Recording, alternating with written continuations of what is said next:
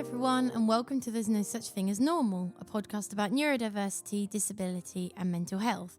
I'm Lou, your host, and I'm neurodivergent myself, and I'm also completely blind.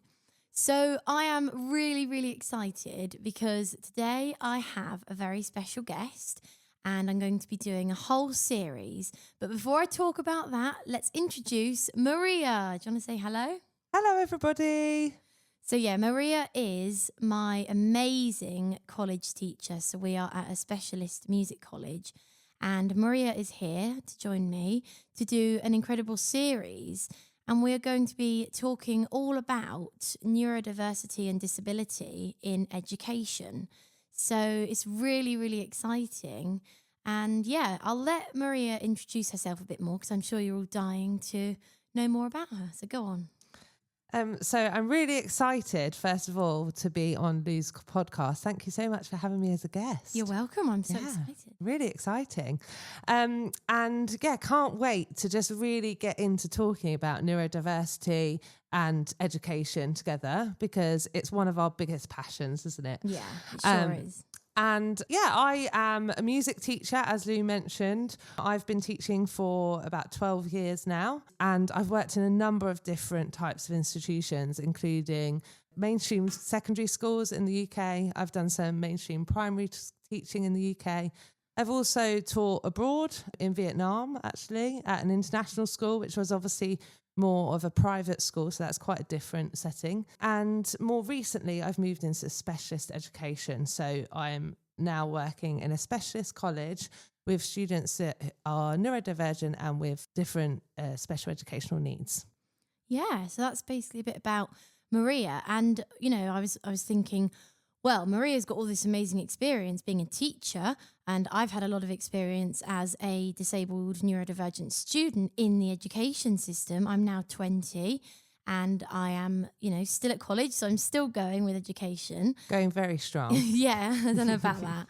But still going. And we just thought our combined knowledge and experience would fit together to make, hopefully, a useful series of bite-sized podcasts. I say bite-sized, we're going to try and keep them under half an hour, but I can't promise anything with that. We talk a lot about the different challenges that we can face in the education system if we're neurodivergent or disabled, but also, from Maria's point of view, how those challenges come about as being a teacher.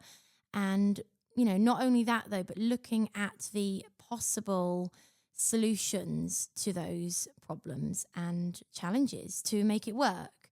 So I have been in mainstream and specialist as well. So I went to mainstream primary, mainstream secondary, and mainstream sixth form college, and now I am at a specialist college. In fact, I'm at 2 throughout the week. But I've got quite a lot of experience being at all these different places, and I also know what's good practice and what's not good practice. And of course, everyone is different, but there are some general things that are, great, and there are some other general things that are bad. So, we're going to be really delving into a different topic in each episode. So things like sensory processing challenges, how they impact on learning and well-being, how the school environment can be adapted, difficulties maybe socially, and anxiety and emotional challenges that can occur. Maybe things like, I don't know, Maria, can you remember? We're going to do an episode we're thinking about doing masking, what sometimes a lot of disabled students and neurodiverse students will feel like they have to do during, especially being in a mainstream school. We were going to look a little bit about finding the right environment as well, weren't we, with different schools and the struggles in terms of class sizing and different kind of spaces. This can be, have found in my career, that class sizes and the space that you have, the environment around you, can be one of the most challenging things as a teacher. And I know they can be one of the most challenging things as a student as well. Definitely, 100%. Yeah, so here we have a lot smaller class sizes. So actually, this is my second year at this college, but last year I think we only had, was it 7 or 8 in our class? Yeah. But this year we've got 13. So it's a bit more than 7 Yeah. or 8, but at the same time, it's a lot less than 30, which is the general thing here in the UK, 30 students in a class. So, and even that, we're sort of split into 2 halves of the class. Some of them have been there 1 year, some have been 2. So some activities we even though our class is small, we'll still split up into smaller groups. But basically, yes, small classes and the impact of bigger ones as well. Yeah, definitely. And we were going to talk a little bit as well about exams. Blech. We hate exams, and the challenges that they bring for students and for teachers, and the pressures about those, and also to kind of challenges beyond the academics for students. And also school refusal can be a really big deal for a lot of students. Yeah. I mean, that's just naturally, if you feel that you're unsupported, you're going to refuse. But it's not, we'll cover that in a lot more detail. But also choosing the right environment, because it's hard to find, can be really hard to find the right place. And I'm so lucky that I am in a place now where I feel comfortable and supported and valued and I'm happy. But it's hard. It's really, really hard to find the right place. But we're also going to talk a bit about mainstream versus specialist and the differences and similarities and, what's the deal basically, and how to decide, because it's so unique. And again, not every mainstream will be the same and not every specialist will be the same. So yeah, it's quite complicated really. Yeah, it's a big topic. It's a very big topic. So yeah. What would you say our goals of the podcast are, Lou?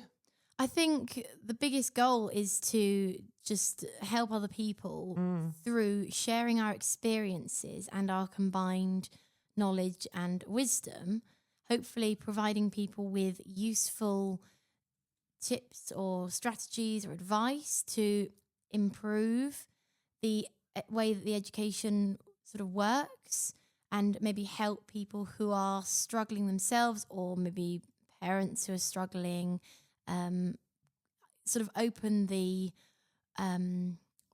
up the perspectives of what it's like, so that people can understand really how hard it is, sort of, being able to share that first-hand experience so that people genuinely know how hard it can be, but also the amazing positivity and transformation that comes from the right environment, because the right environment is transformative.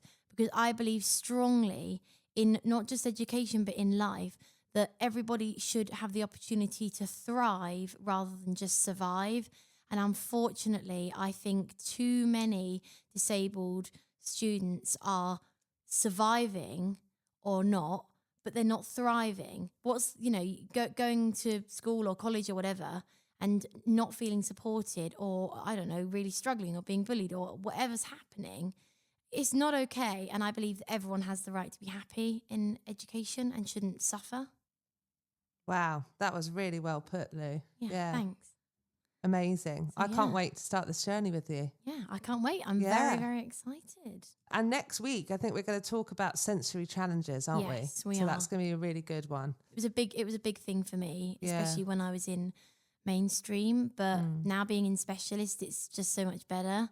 And there are so many things that actually would help. So I'm really excited to share what I think would be beneficial for people and hopefully just help.